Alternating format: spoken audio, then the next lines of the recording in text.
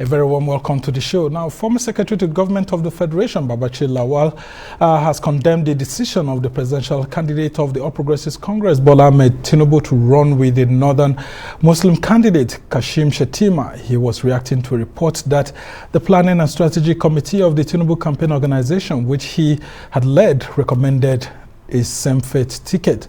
Now, he described the Muslim-Muslim ticket as a direct attack on Christians and says the decision has resulted in an outcry by the Christian community within and outside the party. But some officials and members of the APC sympathetic to Tinubu's decision have disagreed with Babachir's approach of going public with the issue, considering his long-standing relationship and direct access to the APC presidential candidate.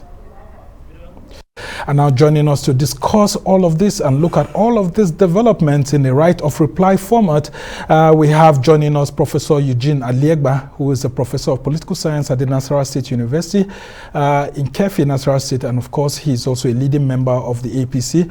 We also have joining us in the conversation former Chief of Staff, Edo State Government, Taiwo Akerele, who is also a leading member of the APC. So good to have you gentlemen come on the show. Let's start with you, Prof. Yeah. You must have seen all the interviews going on, of course, reactions by Nigerians. What would you say to Babachir's decision to say that the Tinubu's decision is a direct attack to Christians, especially those Christians are in the APC? Well, first and foremost, I'm a professor of political science. I'm a teacher of political science. I'm also somebody who, by nature, orientation, and background, has been involved in development issues. And so first and foremost, and I've been in this job for the last 31 years, 9 of them which I've also spent in practicing and participating in politics as a commissioner, as a candidate. I wanted to rule Benue State by 2015 and so.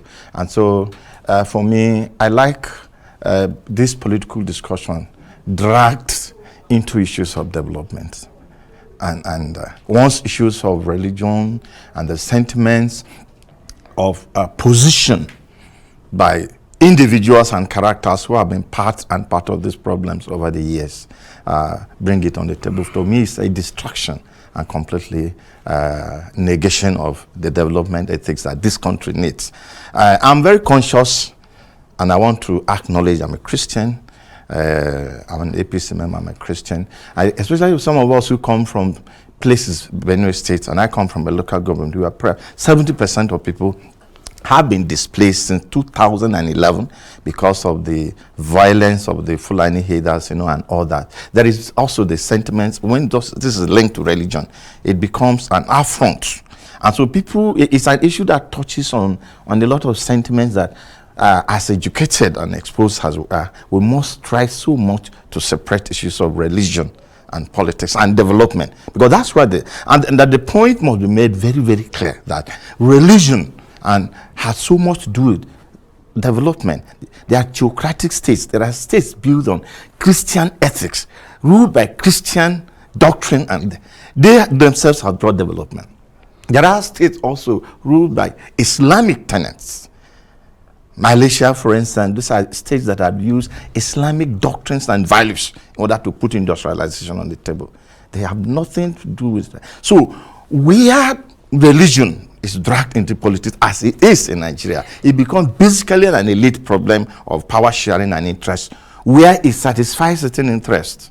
The issue doesn't. Where it is used, because at the end of the day, for me, the issue of development should be primary. Where is the APC taking us? We have a character, we have an individual, we have a candidate whose antecedent shows that he has the capacity of developing a strong state. Because what we need now is a state, a strong state that is able to look over the agencies, the agencies, the arms of government, the states and the local government, and direct them. This is what is lacking in this country. Okay. Some sense of national discipline. So for me, the issue of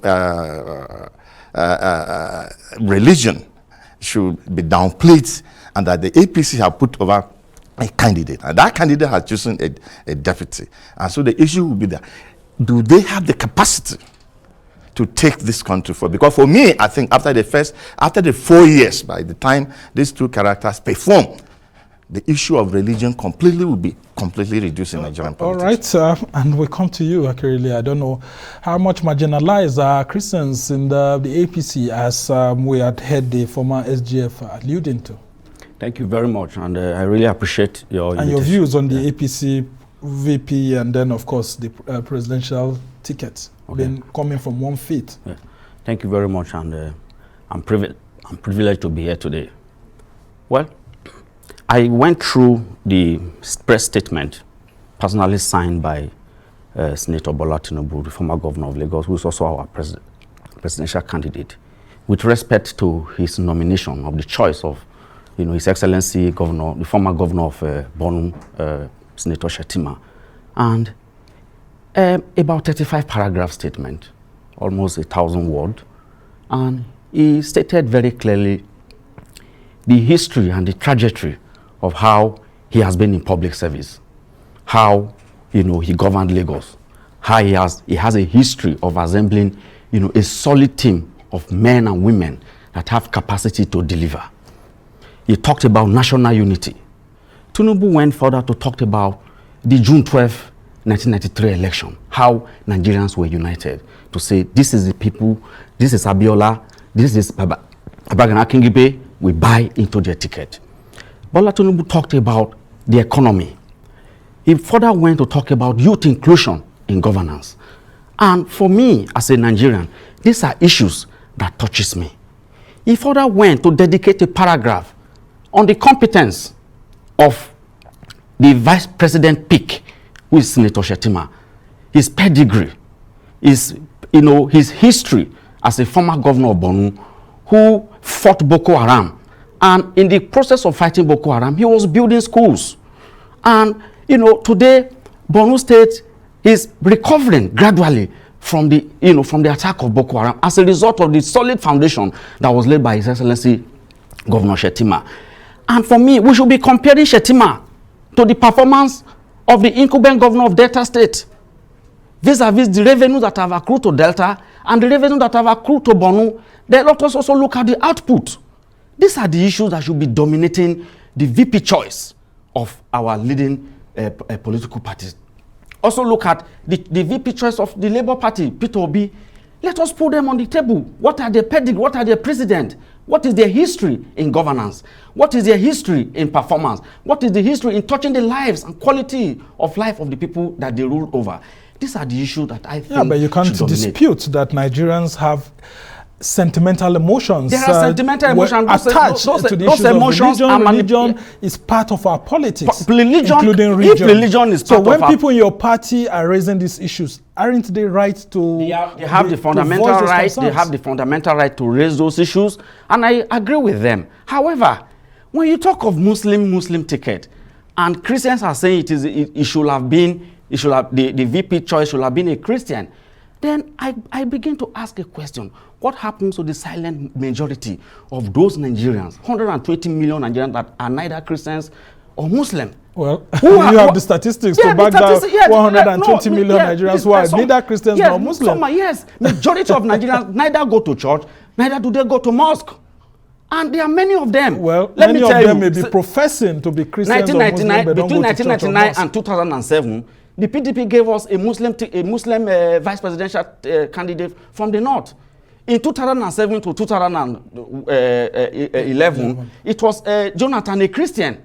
And today, we have a vice president, a pastor, who is a professor, who is also a vice president, is going to be completing his 8 years soon.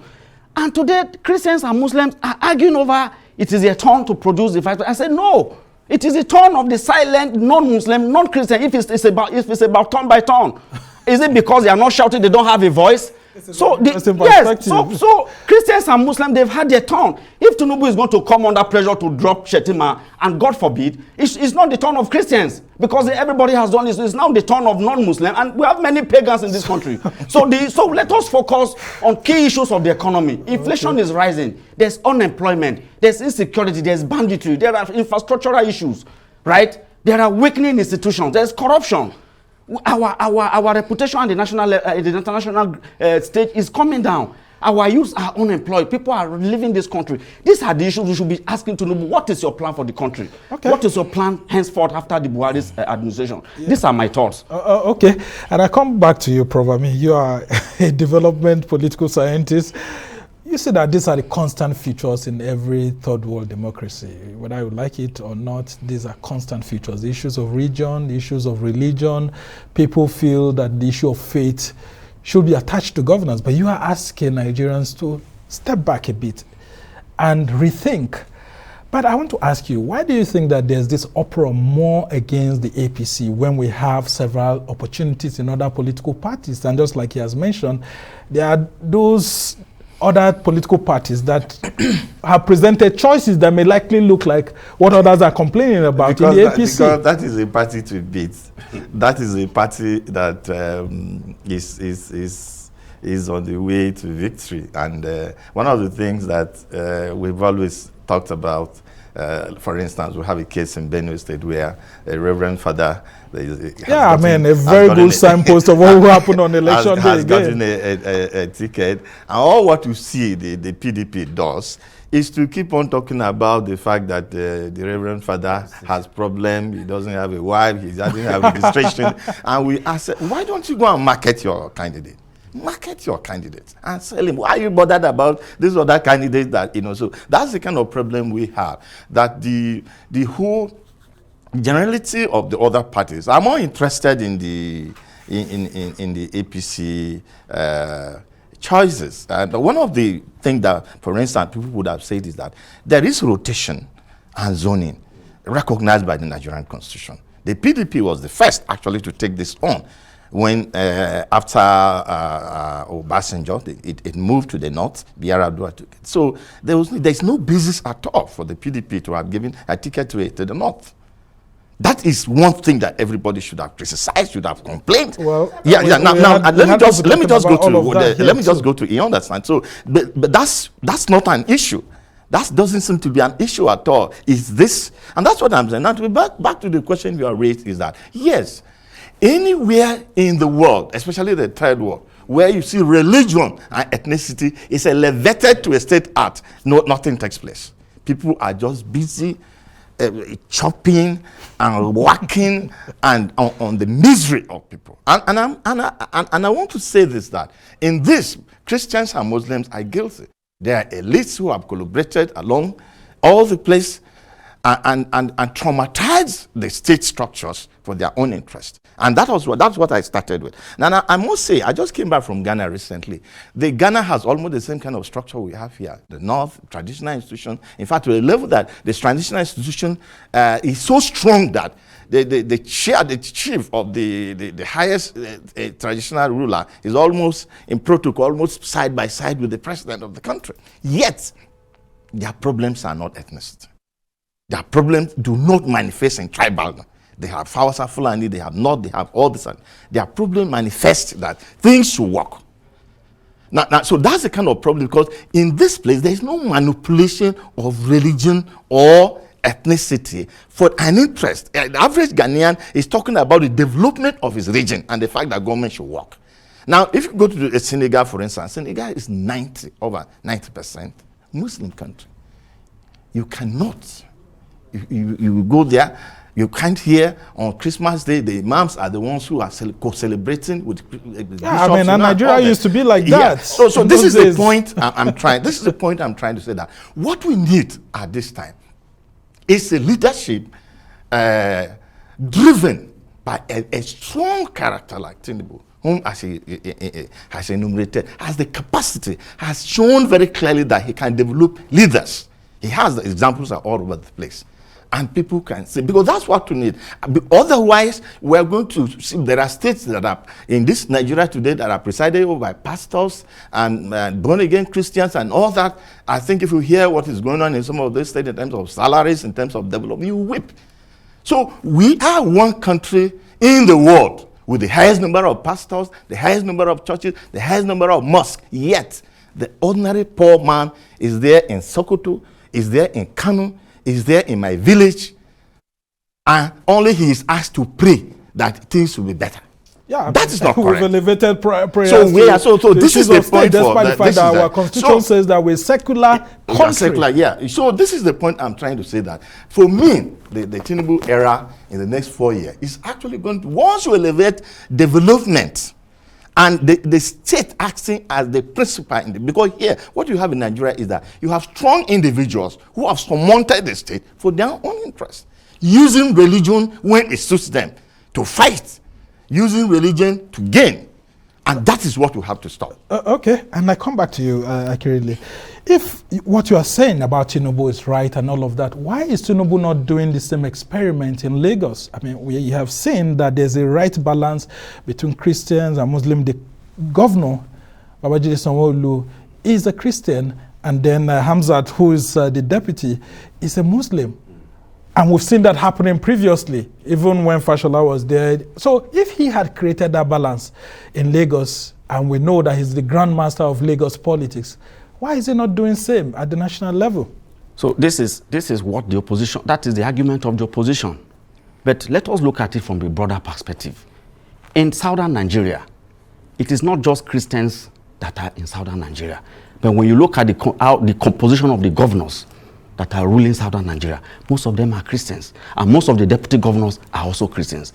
How come, how come there was no right balance? Why come there is no balance of other religion? In Edo State, for instance, is Christian. Yes, I come from. It's Christian ticket. In Delta, it's Christian. In most states in southern Nigeria, the same thing in northern Nigeria. Muslim governor, Muslim deputy governor. So how come Nigerians have not highlighted all these issues before now? And right now that APC has decided to come up with a strategy on how to win election, these issues are coming. No, it's a strategy. So, and everybody has the right, every political party has the right to choose the kind of strategy they think they can use to drive votes to themselves. So for me, Lagos is an isolated, I'm here to look at broader issues.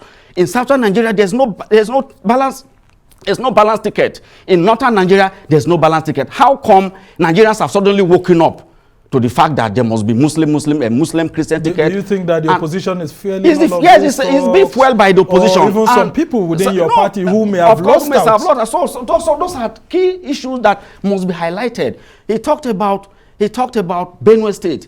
He talked about banditry, he talked about militancy, he talked about criminality. These are issues that I think should be highlighted.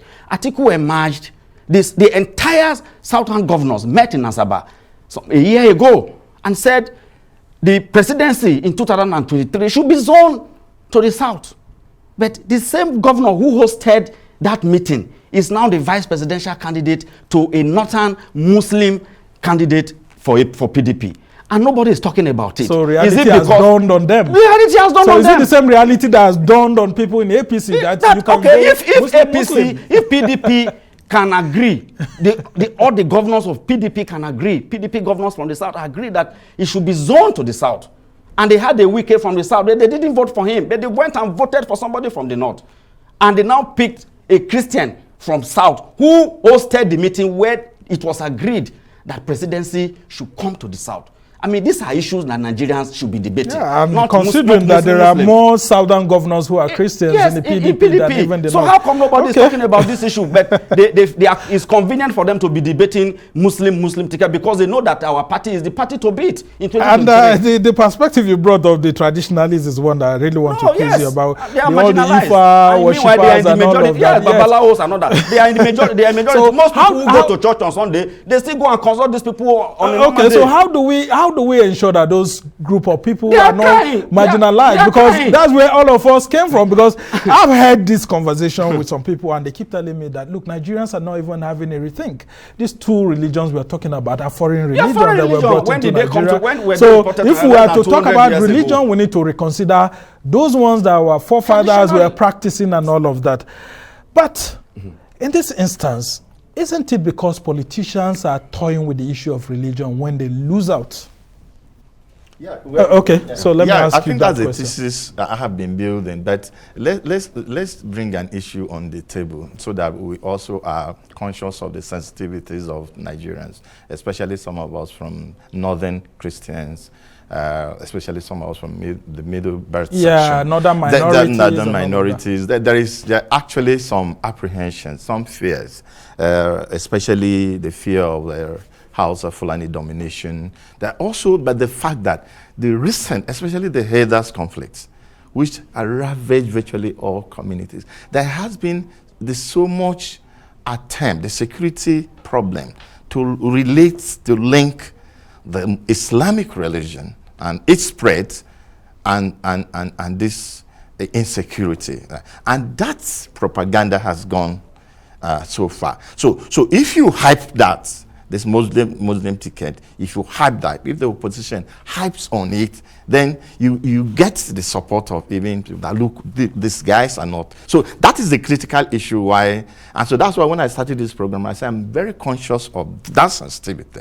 But that people must be made to understand, that's back to the issue, that our leaders, as they are now, do not bring these issues up until they lose out, or there is conflict within themselves. This is where this crisis has been held. It's a crisis of security. It's a crisis of incapacity or inability of either some state governors to relate with the federal government, or to use security fund properly, or to coordinate themselves well and the local populace in order to maintain. And that's why one of the main provisions, in Tinubu, is the whole question about strengthening security, policing, and decentralizing the policing system so that you can work. So this is the area. So that area area is what. So if you hype it, Christians, look, your sentiments are not being taken serious because look, this Fulani people, this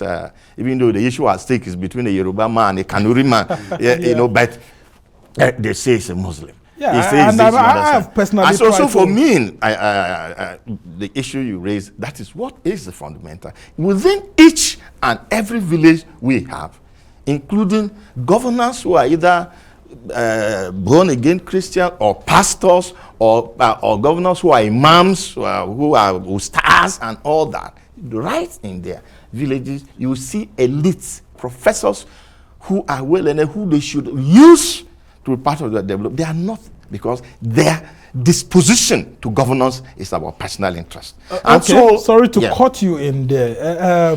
I've personally tried to educate a lot of persons, especially from the southern part of the country, who don't understand the complexities of the north, that Kashim Shettima, for example, is a Kanuri and not even a Hausa Fulani, because, many people want to see someone, they just think everyone is a Muslim. Even people like us from Benue, when you go to the south, it's the Unya outside. So we need to understand ourselves better as Nigerians. But Prof, just before I come to Akerele, when you see a situation whereby the APC has presented a presidential candidate that's a Muslim, a vice presidential candidate that's a Muslim, and then of course the party national chairman is a Muslim, and then you have a current Senate president, speaker, being Muslim, isn't it a cause of worry? Shouldn't it be a cause of worry it's a cause of worry, and that's why I say it's a genuine cause of worry. And I know, and I'm very confident that the leaders of the APC, after winning election, will definitely address this sentiment. There are a lot of positions in government. There are very critical and sensitive positions in government that, and remember that this is a government, we are a federation, we are federation. The Constitution recognizes the fact that all segments of the country, in terms of their geopolitical differences, should be. It is that religion that is, it's not in the Constitution that says that in the sharing of position, it should be done in such a way that every religion also, but the Constitution recognizes the fact that in sharing position, for instance, a ministerial position, every state must have a minister. In sharing certain positions, every state must, or every zone, and like that, and up to. And I believe that, for instance, the current Senate president is not going to, I don't know how the issues are going, but definitely, even if he goes back and becomes a senator. I don't think he's going to be a Senate president again, you know, and all that. So the party has sharing structure. The party has a machinery and the capacity that will definitely take care of these issues that people are being worried about. Remember that the structures that are here are the Buhari structures. The Tinubu structures will commence next year. And completely a lot of things will change, and will change for good. And so as he keeps on assuring Christians that they have very little to worry. Okay, and I come to you, Akerele. We are going to discuss about issues of development and why the Tinubu campaign organization wants us to focus more on issues. But I want to ask you why Nigerians bring religion very so close to their heart when you see the fact that even those who drafted our constitution were very more interested in region and not religion when they talked about distribution of offices and all of that. But Nigerians are fixated on the issues of the distribution of offices based on religion and region.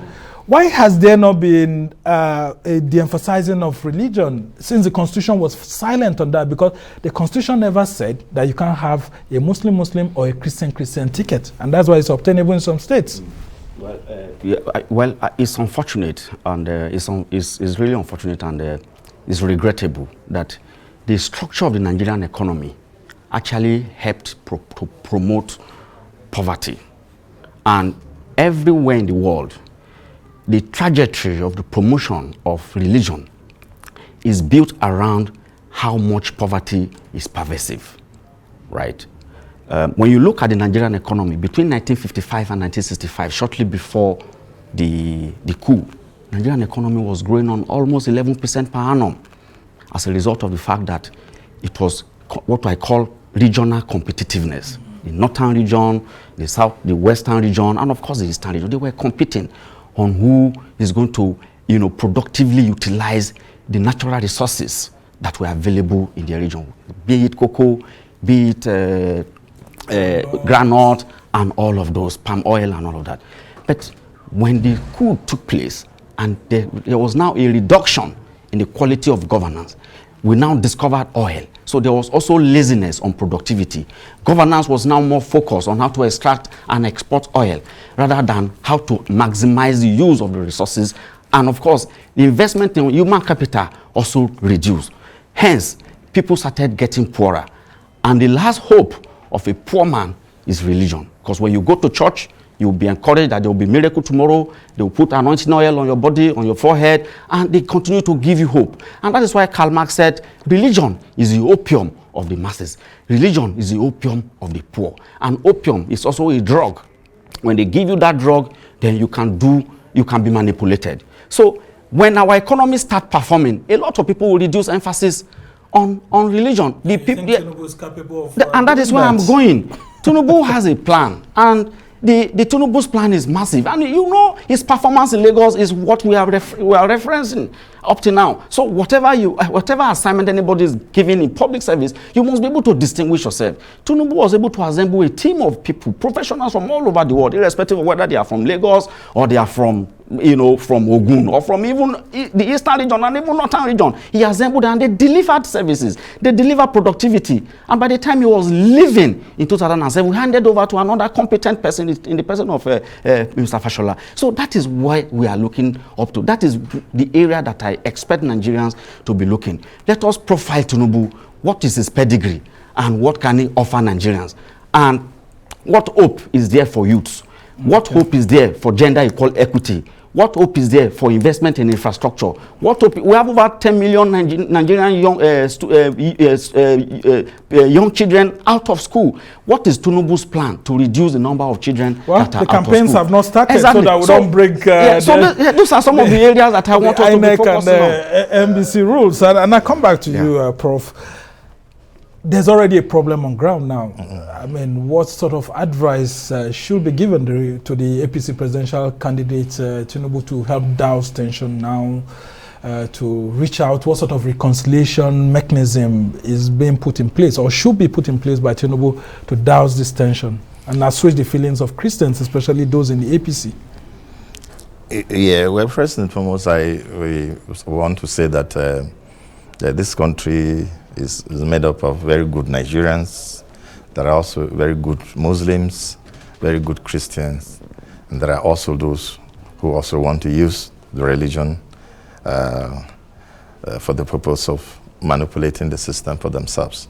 There are also, as I've said, some also genuine fears given the reality of Nigerian politics, because as he rightly said, we have been saying is that as development is really getting to the background, the sentiment of manipulating other values, especially religion, that is very sentimental to people.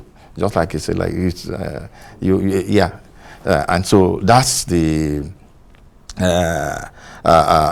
problem. And so, first and foremost, we have somebody who knows what he wants to do and how he wants to do. You can see that right from onset, after the primaries, he started reaching out to the candidates, visiting them, and doing this and doing this. And I know that for now, there are also a lot of maneuvers and a lot of behind the scene. And there will definitely be, because right from even when the former SGF was making his presentation, he actually confessed that they were put together. A team was put together.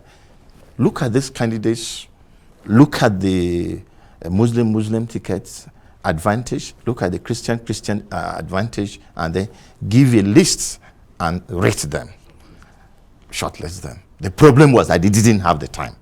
The time was short. And so that assignment will not be done critically the way they wanted to do it, in terms of profiling everybody and then grading them and giving percentages. Meticulously. I think that was, and so in submitting the report, they submitted a report without names. So even from onset, you know that an attempt was made democratically. The candidates ceded that. And so if at the end of the day, that decision was taken, definitely, there must also be attempt follow-ups. And I'm sure it's going to, people were there, people are involved. And all these are members of the APC. And therefore, at a point, it becomes a family issue. Everybody becomes, even within the same family, there are disagreements. But this matter is the matter that APC is out to win election against the other parties. We don't know who the other ones are anyway. So, well, with the obedience song in town, you must have known them by now, including Atiku Abubakar, who is just back. Do you think this ticket, Tinubu Shetima, is strong enough to be able to challenge an Atiku Abubakar, an Ifeanyi Okowa, or Peter Obi and Dati Baba Ahmed? Well, or even Kwankwaso? But you can see that the debate and the controversy around the decisions that have been made by the APC is stronger. There's more public interest around what the processes of APC, internal processes of APC, than the interest being shown. It's the governing party. Apart from the fact that it's the governing party, the candidate that won our primaries is a man that you cannot underestimate. It's a man that even outside of government, has been able to pull resources together, pull people together, and today he, working with other politicians across the country, was able to build an AC, ACN, and now APC. And today we have a ruling party. We are the ruling party in Nigeria. So you cannot underestimate such a person, and that accounts for why the opposition is losing sleep. So the question of whether we have formidable, the ticket is formidable to defeat Atiku or that of Obi, it's not negotiable. For us, it's a non-issue, because the APC has a structure. Although a lot of people have criticized us in terms of economic performance, but of course, we have gone back to the drawing board and we have come up with somebody who has the capacity to rebound the Nigerian economy, who has the capacity to assemble a team of people, with him being the leader, to bring back that potential that is inherent in the Nigerian economy. Okay. And I can assure Nigerians that when at the end of the day, they will not be disappointed with the Tinubu presidency. The campaigns are coming. Yes. As we try to round off this conversation, Prof, Kashim Shettima is from the Northeast. Atiku Abubakar is from the Northeast. Was it that the strategy was to divide Atiku Abubakar's vote in the Northeast? That's why Tinubu went for Kashim Shettima? Well, I will definitely, I'm not privy to some of the reports and some of those things, but you have to also look at the trajectory that strategically, the Northeast have not had in terms of the presidency, for quite some time. And so it was first and foremost the North, and you know that even the Northwest kept on saying, look, yeah, we've had the presidency, but we've not had the vice presidency. and so after yeah, so give it to us. And so that pressure was there. So I think the final decision would definitely have been that, well, the North is based on for me, the article thing, as he rightly say, is that, and I think that's what the APC will take to the market, to the campaign. Look, put human beings on the table. Look, what have you done? You were this. What did you do? What happened? We have a governor, we have a former governor whose antecedents have shown that he is an embodiment of development and progress. And for the first time, I think after Tinubu, where the leadership, nurturing leadership, has been a problem. This is somebody who single-handedly picked somebody based on merit and handed over the states and left. Yeah, that's Zulum. And yes. a lot of Nigerians, coincidentally, are praising, commending the man. So no one is looking at the Muslim-Muslim ticket in the state. Yes. Well, so I think that's where that's what the discussion has started with. That where development is very strong, these issues will come, and I think that's where Tinubu is going to take us, where a state, a country, a nation where everybody will feel a sense of, I mean, he will promise to, just like the other Ghanaian president, say, look, in the next 1 year, you are not going to buy any generator again. Yeah. And that will come. Okay. You're going to say you're going to have enough time. So is this a winning ticket? Kashim Shettima and Bola Tinubu? Of course, it's a winning ticket. We have the structure, we are formidable, we have the governors, we have the National Assembly, we have performed in most states. So a lot of citizens... But Nigerians said you have underperformed. Well, that is the opinion of a few people. And some of these things are being fueled. However, when you look at the states that APC is in charge, you look at the investment in infrastructure, you look at the number of schools that have been built, you look at the number of hospitals that have been built, look at the number of children that have been... Have you been to the market of late? Sorry? I say, have you been to the market of late? Inflation, that is the area see how prices of goods are high everywhere. Is equity. Equity for the country. All right. Thank you very much. Taiwo Akerele, former Chief of Staff to the Governor of Edo State. Coincidentally, is still in power, Governor Godwin Obaseki. I hope you're still in touch, though. We must thank you for being on the show. And Professor Eugene, the other name is Aliegba. Aliegba. That's always giving me some headache. We must thank you so much for bringing especially that developmental perspective to know that we are still a growing democracy. Unless we elevate the issues of development and provide economic growth, we'll still have to be battling these issues of region and religion every now and then. We must thank you so much for joining us.